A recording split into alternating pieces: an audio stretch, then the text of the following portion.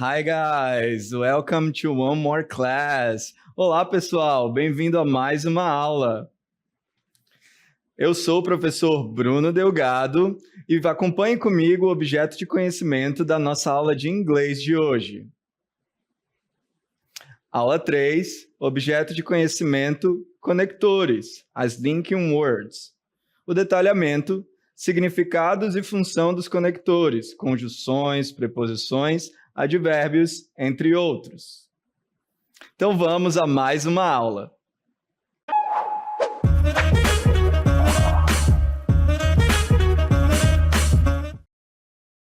Então, nós vamos iniciar a nossa aula falando aí da diferença que nós temos entre frase, oração e período. Respectivamente em inglês, cada um desses termos nós também vamos ver. Qual é a diferença dentro deles e por que nós estamos trabalhando isso ao longo da aula? Primeiro que nós estamos falando de conectores. Os conectores, obviamente, como o próprio nome sugere, linkam palavras, conectam frases umas às outras dentro de um determinado contexto, tá certo? Só que elas só vão conectar, ser utilizadas como conectores dentro de um conceito, dentro de um contexto já pré-estabelecido. Então, tem que ter uma frase, eu tenho que ter orações, eu tenho que ter palavras, ter frases, para eu usar conectivos. São vários tipos de conectivos. Então, as linking words se dividem em várias classes gramaticais, tá? E elas são utilizadas para conectar, certo? Então, quando a gente se referir a linking words, a gente está se referindo também a várias classes gramaticais da língua inglesa. Teacher, o que é uma classe gramatical? Classe gramatical são aquelas classes de palavras. Todas as palavras de uma determinada língua, elas são classificadas. Tem substantivo, tem adjetivo, tem verbo, tem pronome, conjunção, preposição, interjeição e assim por diante. São 10 ao todo.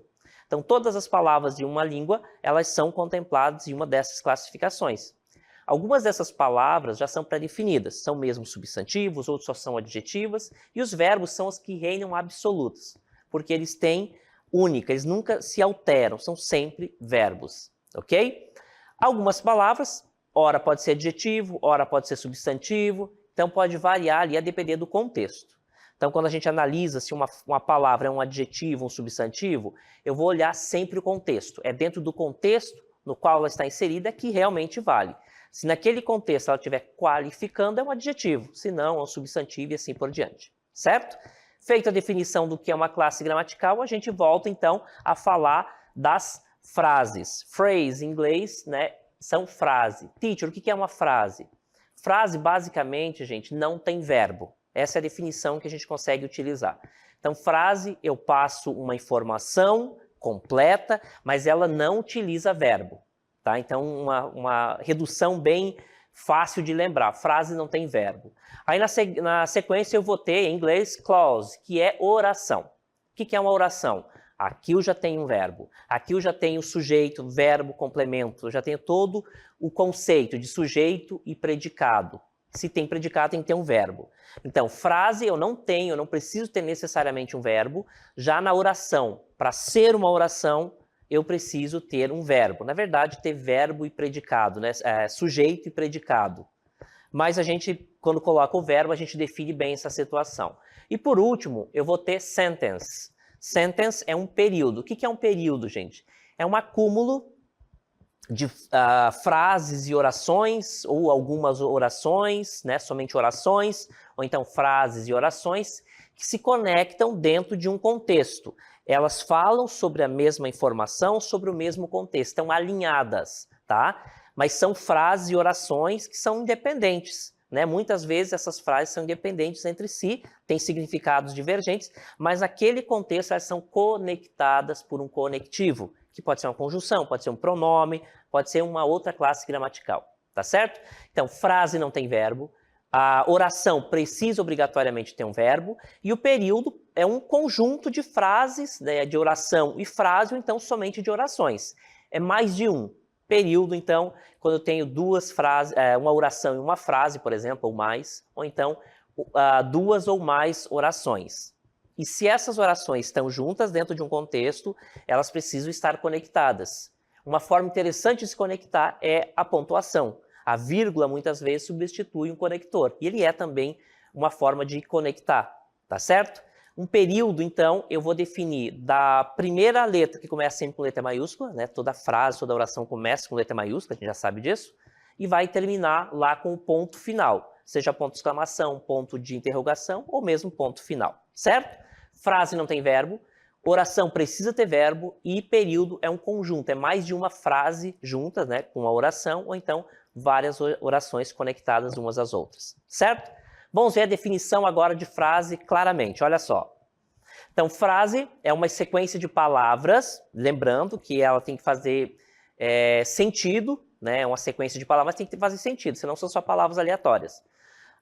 Que expressam uma ideia, mas que não contém um sujeito e um predicado. Completos, né, nesse caso. Ela pode ser parte de uma sentença maior ou uma expressão independente. Lembra que eu falei de verbo e sujeito? O que é um sujeito?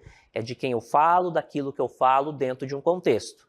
E aí o predicado é todo o restante, dentro desse predicado vai ter obrigatoriamente verbo, tá bom? Então, frase não precisa ter verbo. Olha só o exemplo. Example, nós temos o seguinte, 2 na verdade, vou mostrar agora. Como exemplo eu tenho good morning. Repare que eu digo assim, bom dia. Eu não estou utilizando verbo, mas eu estou falando algo que faz sentido, que tem sentido completo, mas eu não utilizei verbo. Mas aquela pessoa com quem eu estou interagindo compreendeu corretamente aquilo que eu estou falando. Mas ele não tem sujeito e ele não tem predicado. Ele é só um grupo de palavras, né, na verdade 2 aqui, que tem significado próprio, mas que dentro de um contexto ela passa uma informação para o meu interlocutor. Ela faz sentido, mas não tem verbo. Bom dia não tem verbo. E nós temos em inglês urge, que é I, né, a tradução I, né, quando a gente, uma interjeição, na verdade. Quando a gente sente dor, tá? Bate alguma coisa, eu vou falar em português I, em inglês ouch, ouch, ok? Também não tem verbo, mas se você tiver de costas, por exemplo, e alguém passar por você ou lá atrás, produzir esse som, você já vai imediatamente saber que é um som, né? É uma interjeição de dor. Ele passa toda uma informação para você, mas não tem verbo. Essa é a definição perfeita do que é uma frase. Ela não precisa ter verbo, certo? Continuando, eu vou mostrar para vocês agora sobre oração. Frase não tem verbo, oração nós já sabemos que tem. Então, clause. Clause é oração. Chamada de clause é uma unidade gramatical que contém um sujeito e um predicado e expressa uma ideia completa. Sujeito é de quem eu falo, daquilo que eu falo dentro de um contexto, certo? E o predicado são as outras informações conectadas a esse sujeito, que trazem uma informação, né, que completam a ideia dessa oração onde o sujeito está inserido. Olha o exemplo. Eu tenho aqui, então, na sequência, esse exemplo aqui, ó. She's reading. Vamos analisar, então. Aqui eu tenho, gente, uma oração, porque eu tenho um sujeito. De quem que eu estou falando? Dela. O que é um sujeito? Sujeito é de quem eu falo, daquilo que eu falo, dentro de um contexto, certo? Aqui eu estou me referindo a ela, então she, ela, é sujeito. Então já tem o primeiro elemento. Is reading seria o predicado, tá? É aquele restante da frase, da minha oração, aliás, em que está o verbo. O verbo vai estar sempre no predicado.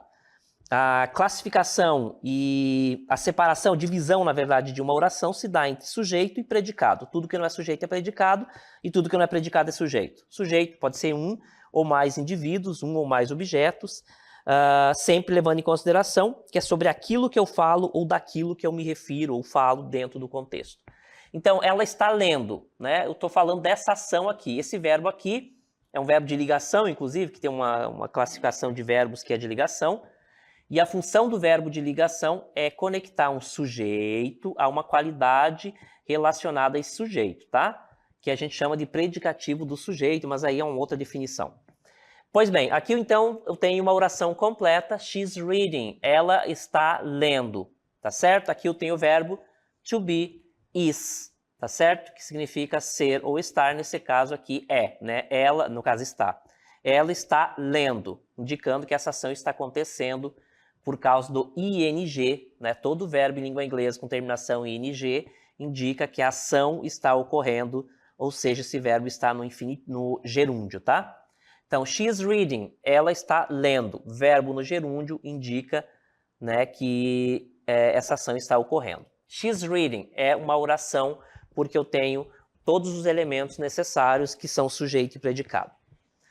Agora, gente, nós vamos dar uma olhadinha, já vimos frase e oração, né? Respectivamente, phrase and clause. Phrase, nós não precisamos de verbo, clause, eu preciso obrigatoriamente de um verbo. Então, agora a gente vai dar uma olhadinha no período, que em língua inglesa é sentence. Vamos lá? Então, sentence é um período. O que é o período? É como se fosse, na verdade não tem uma outra definição diferente, né? Ela é composta por uma ou mais cláusulas oracionais, ou seja, orações, e é geralmente marcada por um ponto final. Então, um período se encerra com o ponto final, ou um ponto de exclamação, ou então um ponto de interrogação. Antes da gente ver o exemplo, eu quero deixar claro também uma outra situação que eu não falei anteriormente. Eu estou falando que período é um conjunto de orações, certo? Conectadas dentro de um mesmo contexto. Elas se conectam, elas se conversam entre si. É mais de uma oração dentro de um contexto. Por exemplo, um período longo seria um parágrafo, por exemplo, tem vários períodos ali dentro. Então, toda vez que eu encerro com um ponto final, por exemplo, eu estou diante de um período. O período ele pode ser simples, tá? Às vezes tem uma oração só. Aí eu tenho um período simples. Ou então um período composto, que é um conjunto de várias orações e conectadas por esses conectores, que na mais das vezes são preposições e conjunções. Tá certo? Então é possível ter um período simples. Uma oração, ela também é um período simples, tá? Mas aí, para não misturar tudo, a gente coloca a oração como ali uma ideia que é passada, né? Que tem todo os elementos necessários que compõem uma oração, que é sujeito e predicado, tá certo? E aí o período é um conjunto de orações juntas, conectadas, que fazem sentido, tá? Não pode ser uma coisa aleatória, né? Aí nós temos um erro grave, inclusive, de grafia, tá certo? É necessário que ambas estejam conectadas, certo? Frase não tem verbo, oração tem verbo, período é um conjunto de frases e orações, ou então somente orações, que conversam, que se conectam entre si. Ok? Vamos para a definição de sentence, né, que é o período, depois o exemplo. Olha só. Nós já vimos, então, né, que ele é, basicamente, o período ele termina com um ponto final. Às vezes pode ser um ponto de exclamação ou então um ponto de interrogação. Tá certo? Ele começa com letra maiúscula e lá no final ele vai ter um ponto final. Olha o exemplo. O exemplo que eu tenho traz, então, duas orações. Ó, she went to bed é a primeira oração. Inclusive, ela tem significado completo aqui, tá? Eu tenho, olha só, sujeito aqui, tá? E tudo isso aqui é predicado, tá? O verbo vai estar sempre no predicado. De quem que eu estou falando? Dela. She went to bed. Ela foi para a cama, certo? Tem todo um significado completo aqui, essa oração.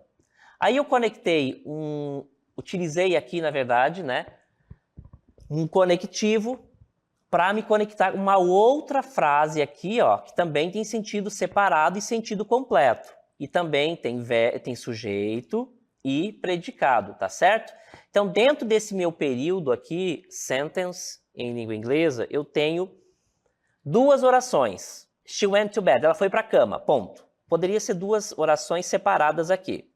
Ela foi para a cama, ponto. Ela estava cansada, ponto. Duas orações separadas. Mas eu estou falando dentro de um mesmo contexto. Essas duas orações possuem significados completos e separadamente, porém, eu estou falando elas dentro de um único contexto. Aí eu vou precisar conectar utilizando aí um conectivo, tá certo? Nesse caso aqui, eu tenho uma conjunção também conectando essas duas orações. Ela foi para a cama, é uma oração. She was tired é a segunda oração. E no meio eu tenho, então, um conectivo, uma linking word, conectando essas duas orações e passando uma ideia completa, né, utilizando essas duas orações. Portanto, isso aqui é um período. She went to bed because she was tired. Ela foi para a cama porque ela estava cansada. Perceberam a diferença, então, do que é os elementos que compõem o período? Duas orações que possuem significados separados, mas que dentro daquele contexto elas precisaram estar juntas para ampliar, né, para passar de fato aquela informação que foi necessário ali. Só que como são orações isoladas, né, que têm significados separadamente, mas que dentro daquele contexto elas precisaram estar juntas, eu vou utilizar então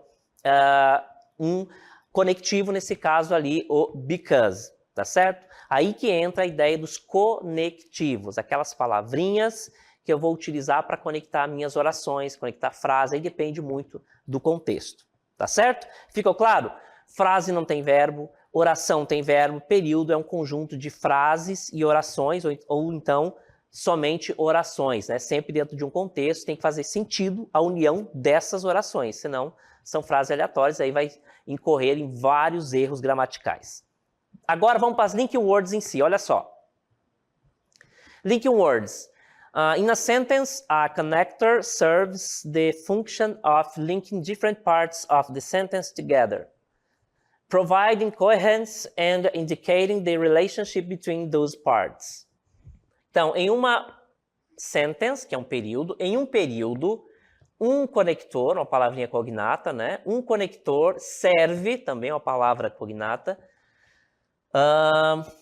ele serve a função, né? Ele está na função, the function of, de ligar. A palavrinha linking quer dizer ligar, conectar, tá? Linking different, conectar diferentes partes, uma palavra cognata aqui, outra aqui.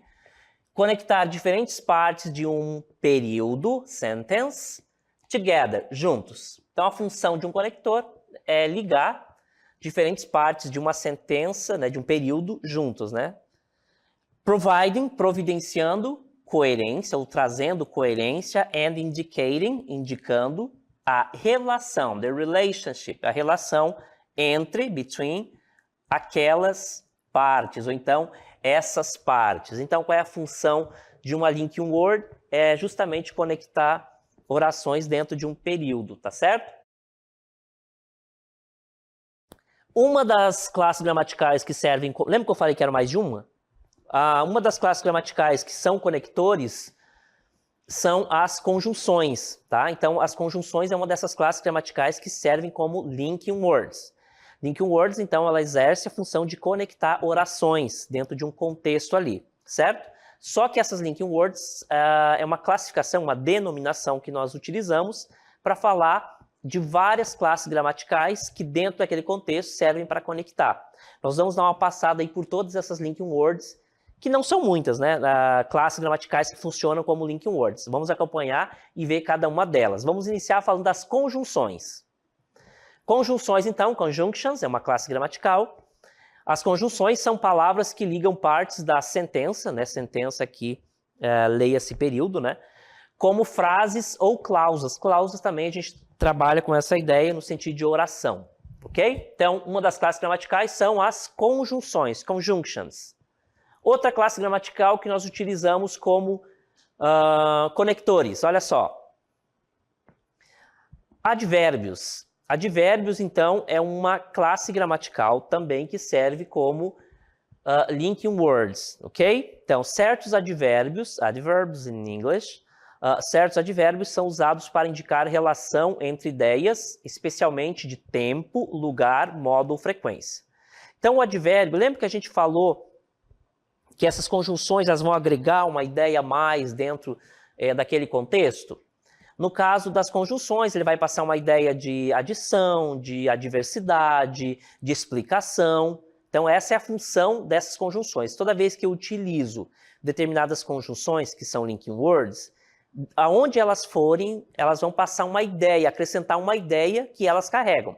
Se for uma conjunção de explicação, por exemplo, ela vai dar uma ideia de explicação ali. Se ela for uma conjunção adversativa, por exemplo, ela vai passar uma ideia de contradição de ideias. Se eu for utilizar a conjunção aditiva, por exemplo, ela vai passar essa ideia de adição de informação àquele contexto ao qual ela foi inserida. No caso dos advérbios, ele vai passar informações relacionadas a, olha só, de novo, eu vou mostrar aqui, de tempo, lugar, modo ou frequência. Então, toda vez que eu utilizar um advérbio, ele vai passar onde ele for. É uma ideia de tempo, relacionada a tempo, de lugar, de modo ou então de frequência.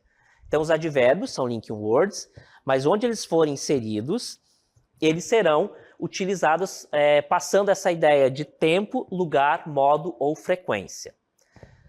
Falamos dos advérbios, vamos ver uma outra classe gramatical agora, que são as preposições, prepositions. Vamos olhar a definição? Algumas preposições podem ser usadas como linking words para estabelecer relação entre diferentes partes do texto.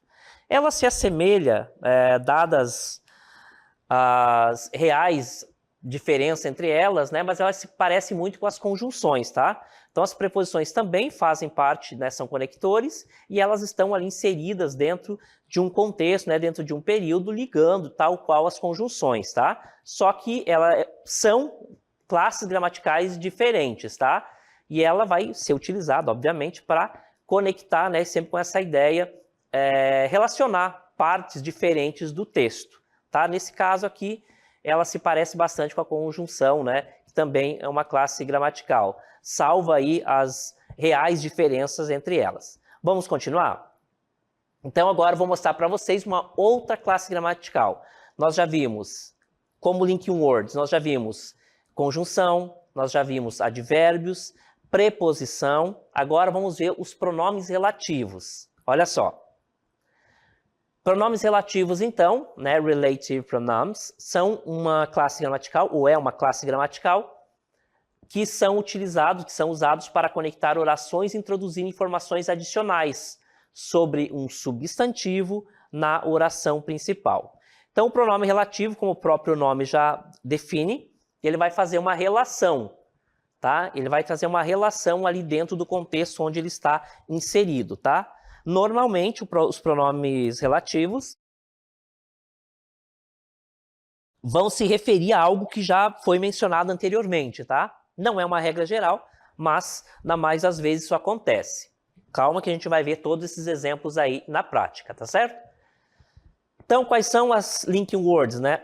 As classes gramaticais que eu utilizo como linking words. Nós temos conjunções, nós temos advérbios, nós temos preposições e nós temos pronomes relativos. Então, são essas classes gramaticais, tá? Na verdade, pronomes relativos já é uma classificação de pronome, que é uma classe gramatical, tá? Então, pronome é uma classe gramatical, pronomes, mas aí dentro desse, né, dessa quantidade grande de pronomes, nós temos uma que é classificada como pronomes relativos, e a função é fazer relação mesmo, tá?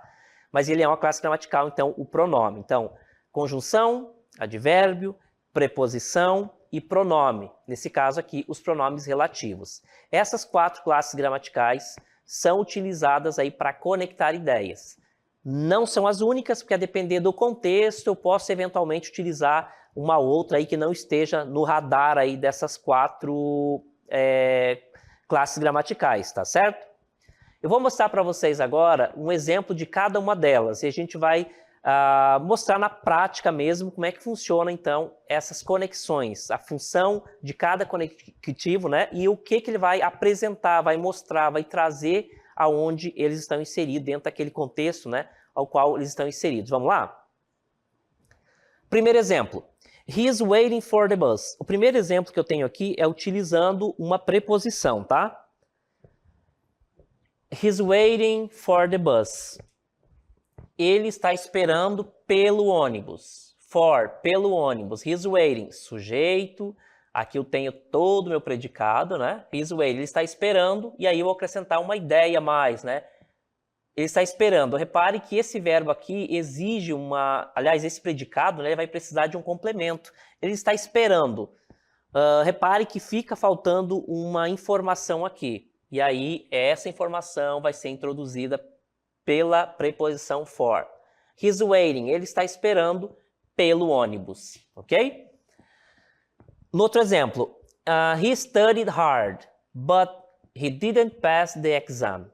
Ele estudou muito, uma oração. Eu tenho aqui o meu predicado, o verbo e aqui o meu sujeito. Ele estudou muito, hard quer dizer demais, muito, pesado, com afinco. Aí eu tenho a conjunção but, que significa mas, e ele vai passar sempre uma ideia de adversidade ao que foi falado anteriormente, na frase anterior. Então, he studied hard, but he didn't pass the exam. Mas ele não passou no exame. Repare que essa ideia, ela meio que contradiz a primeira. Apesar, né, dele ter estudado muito, ele não passou no exame, tá? Ele estudou muito, é positivo. Mas quando eu digo, infelizmente, ele não passou no exame, ele passa uma carga negativa para essa primeira oração. E aí, a conjunção but, ela tem a classificação como conjunção adversativa, porque ele vai passar uma ideia de adversidade, o que foi falado anteriormente, tá certo? Então, nós temos aqui um período e a utilização do conectivo but, que é uma conjunção adversativa. Outro exemplo, the roads were icy. As pistas, as ruas, as estradas, tá? Roads é estrada de modo geral. The roads were icy. As estradas estavam congeladas. Consequently, aqui eu tenho um advérbio, tá? Consequently, final ly, é uma característica dos advérbios. As estradas estavam congeladas, consequentemente, houve muitos acidentes, tá certo? Então aqui, a estrada estava congelada, é um período simples, ou então uma oração de sujeito, the roads, as estradas, where icy é o meu predicado. Então as estradas estavam congeladas, né? Tinha muito gelo nas estradas, consequentemente, houve muitos acidentes. Então essa segunda oração aqui, ó, do meu período, ela foi acrescentada à primeira, a esse contexto, através do advérbio consequentemente, tá certo? É uma conjunção, uma classe gramatical de advérbios servindo como conectivo. Vamos ampliar nossos exemplos. Nós temos, então, Sarah, who is my neighbor, invited me to her party. Sarah, nome próprio, que é o sujeito aqui, ó. Ignora isso aqui por hora, tá? Então, Sarah é o sujeito dessa oração aqui, ó, que é o predicado, tá? Tudo isso aqui é o predicado dessa primeira aqui. Então, Sarah invited me to her party. A Sarah me convidou para a festa. Isso aqui já é uma frase, uma oração completa, com significado completo, não precisa de nenhum complemento, certo? Sarah me convidou para a festa dela. É uma oração, é de um período completo. O pronome relativo who significa quem, a qual. Ele vai introduzir uma ideia, uma informação extra que não é essencial para a compreensão do período, porém é uma informação extra que ajuda nesse contexto, tá certo? Tanto é que ele veio separado por vírgulas aqui, ok? Essa oração aqui é desnecessária do ponto de vista do período, ela não é necessária para a compreensão geral da ideia ali, porém ela traz uma informação extra. A função do pronome relativo, ele vai fazer uma relação a algo que já foi falado anteriormente, tá? Então eu não vou repetir Sarah. Então, Sarah me convidou para a festa dela. Eu não preciso colocar aqui, Sarah é minha vizinha. Sarah me convidou para o aniversário dela. Ficaria redundante, né? Para evitar esse erro, eu utilizo, então, um pronome relativo que vai fazer uma relação ao sujeito de uma outra oração, tá certo? Isso evita as repetições desnecessárias de um texto. Repare que essa é uma função extremamente importante das linking words, nesse caso aqui dos pronomes relativos, tá? Ele evita a redundância dentro de um texto. Então, para não repetir o sujeito Sarah, eu utilizo um pronome relativo que traz de volta para aquele contexto, aquele sujeito ali. Nesse caso, Sarah, ok?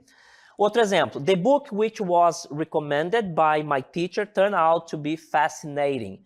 O livro também é o sujeito aqui. Isso aqui é tudo um complemento, que seria o predicado. Aliás, até aqui, tá? Então, the book turned out to be fascinating. O livro, o qual o professor me recomendou, o que foi recomendado pelo professor, se tornou fascinante. Quer dizer, o livro que o professor me recomendou se tornou fascinante, utilizando, então, o pronome relativo which, ok? Também fazendo uma relação que é, de fato, uma função dos pronomes relativos fazer relação, tá certo?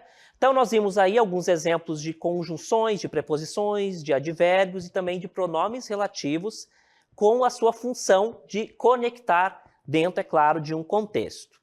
Vamos ver qual é o significado de cada uma delas, dessas palavrinhas conectivas?